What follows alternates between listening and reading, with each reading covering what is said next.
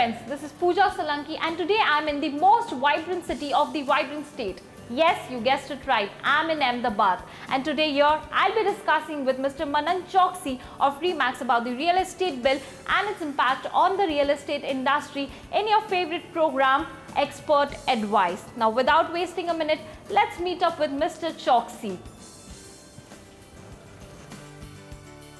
Hello and welcome to Expert Advice. It's a buyer's market right now and for sellers the market is very slow. And in this scenario, sellers are prone to some common mistakes. Now what these mistakes are and how to avoid them, we'll discuss today with Mr. Manan Choksi of Remax. Let us first welcome our very special guest for the day. Hello and welcome to the show, sir. Now sir, since I mentioned that sellers are prone to some common mistakes, first of all, what is the one common mistake that every seller commits? Sellers these days are overpricing their property. Now this is the biggest mistake they are doing. India had seen one of the dream run in property prices from 2008 to 2012. However, after that the properties market stagnated. The prices did increase but in few pockets and in a very less percentage growth as compared to between 2008 to 2012. The buyers on the other hand have been very cautious that the prices are not growing as they used to grow, so they are not buying as fast as they used to. However, the sellers instead of the pricing reducing the pricing, they are increasing the pricing.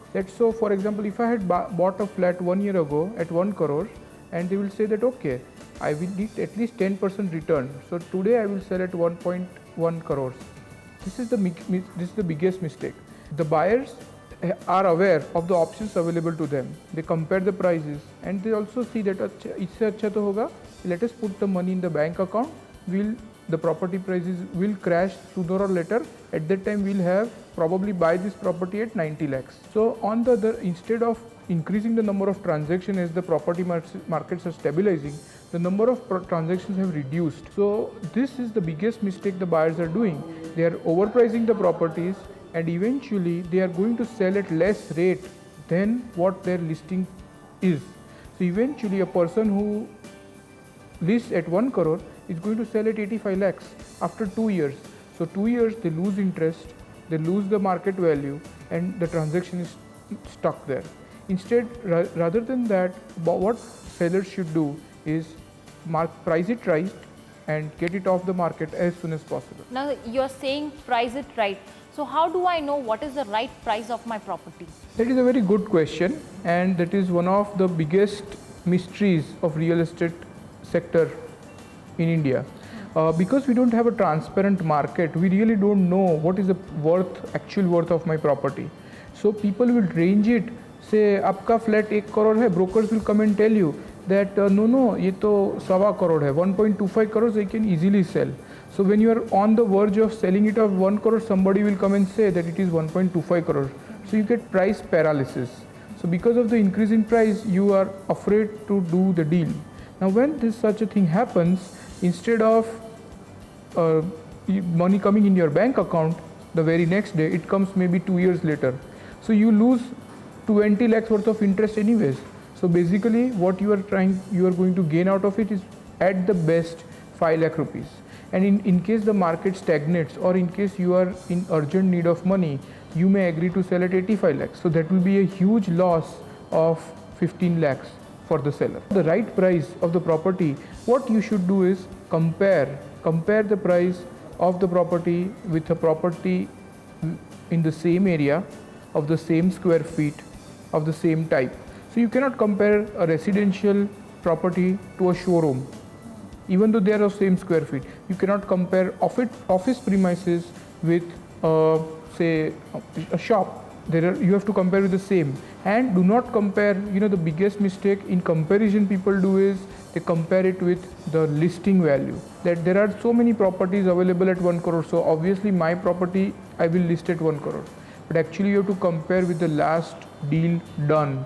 So if 3 months ago this comparable property price was sold at 1 crore, then your property is of 1 crore. What people also do it that in case of comparison, they apply the logic that okay, it was done 6 months ago, so I should add 5% increase. So now my property is 1 crore 5 lakhs. But sometimes the market even crashes in 6 months and it may be even 95 lakhs, it may be 5% less. So you have to compare it with the same kind of property and with the nearby time. So you cannot compare a 20-year-old property transaction with your property transaction. Another important point is to get the right pricing is you need to talk to few people who do not have conflict of interest. So if you talk to builders, they will say that okay, my nearby new project comes is at the same size of the flat we are going to sell next door for 2 crores, but that is a new flat. You cannot compare a new property with an old property. So your flat is 20 years old, but you are comparing with your new construction coming next door. It will not be the same. I have also seen people mistaking the ticket size as a comparison. The comparison should be at the carpet value. So rate per carpet of square feet you are getting should be the comparison.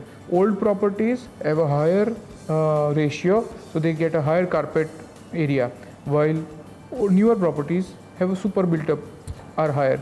So you cannot compare the new and the old. It is like apple and oranges. You cannot compare new and old. Another important point in comparison is that eventually you have to see what your customers come and tell. So you may compare, you may think it is 1 crore, but you get 10 people to see the property and they value it at 85 lakhs. Then if they are independent people and if they are willing to pay 85 lakhs, probably that is the worth of your property. Moving further, sir, I would like to know whether a seller can decide the selling price of his property based on his purchase price. Yeah, that is one of the myths that people use while valuing a property, that I had purchased this property at a long time at X price, so I want this much return, so I want to sell it at a higher price. Another thing which reminds me is people also say that I want to buy a property worth 2 crores. I have 1 crore in my bank account, so I want to sell it at 1 crore, irrespective of what the market says. So this is a need-based valuation. People do not buy properties based on the seller's need. People buy properties on the market value. So another important mistake people do is interiors. अरे मैंने इसमें तो 25 लाख का interior करवाया है, इसलिए I am going to sell it at 1 crore 25 lakhs. So now these are the myths of valuation. You cannot value the property based on how much it had cost you, how much interior or improvement you have done, or how much you need. You have to, any market, you have to value the price at the rate which is ongoing in the market. So if you are wanting to sell a property at say 10,000 rupees a square feet, while the market is at 7,000 rupees a square feet, nobody can help you. You know, that is a mistake. You should avoid that. It's time for a short break. Don't go away. You know, selling property through online portals, what is your comment on that?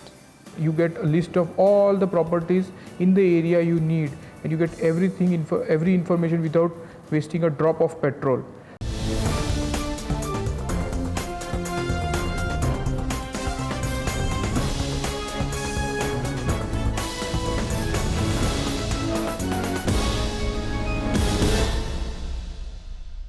Welcome back to Expert Advice. We are in conversation with Mr. Manan Choksi and we are talking about how sellers can avoid the mistakes when they are selling their property. So let's take this conversation further. So you spoke about interiors, but then if I have spent so much money on my interiors, am I not entitled to gain back that money via selling my property? Yes, interiors is a very good investment with certain condition.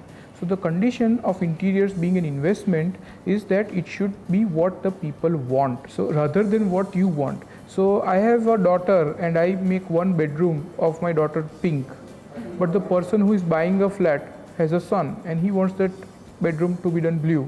So he values the property at cost of doing that bedroom, repainting, then removing all the girly stuff from the bedroom. That is what is a negative, it goes against you, against the value of the property. So what I would recommend is, yes, interiors, a basic interior, functional interior are an investment. But the moment you move that interior budget towards customization, towards luxury, then it is a problem. then it is not investment, it becomes an expense.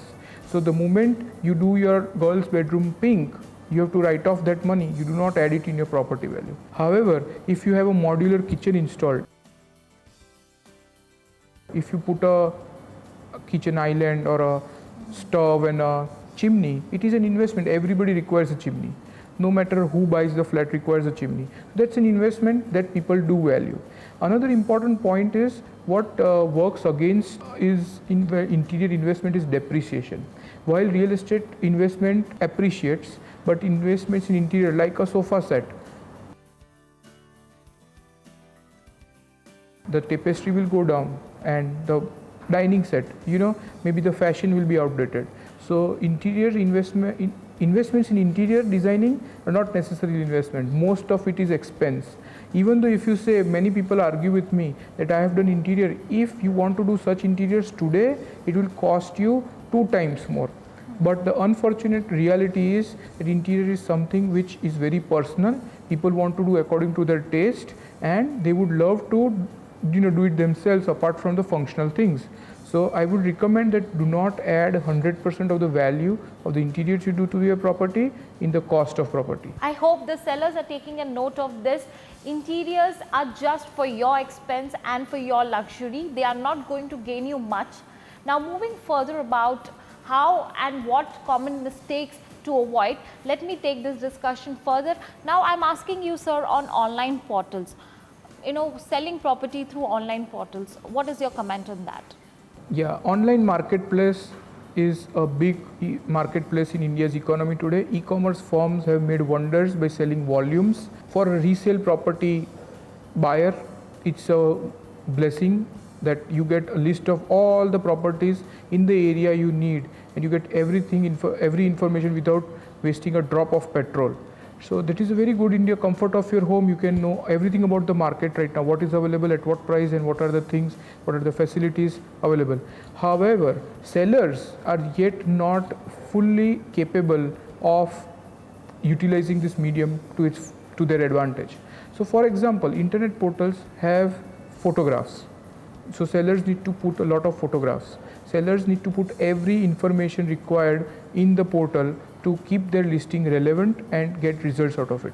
So for example, if the portal asks that do you have a lift, many people say, oh, assume that lift to every building has, so let me not tick that button which shows about the lift. However, when you really go into the search criteria, and there are people who are handicapped or maybe old age people, they would say, show me apartments who have lifts. Now, if you do not have ticked that lift button, your property will not get views. So it is always recommended that you use portals and you put all the information possible about your property. Another thing what we have seen is that there are a lot of portals available. There are a lot of portals across India which have come up, starting from Common Floor, Magic Bricks, 99 Acres, Housing.com. The list is endless. You as a seller have to pay for the listing per month per listing. So if you have one property, every month you will have to pay the charges for how many months you want to keep the property active on the portal. There are some portals which initially give free, but eventually you have to pay for it. Now, ideally what I would recommend you on which portal you should choose, the simple solution is that you choose the portals in which your area properties, your city properties are maximum listed. So that will give you more buyers, because buyers who see a lot of options like to go in that portal often. So people would visit Magic Bricks again and again if he finds new properties, if he wants to see relevant properties. So internet portals are a big blessing for sellers and buyers. It reduces the efforts to take to shortlist the property.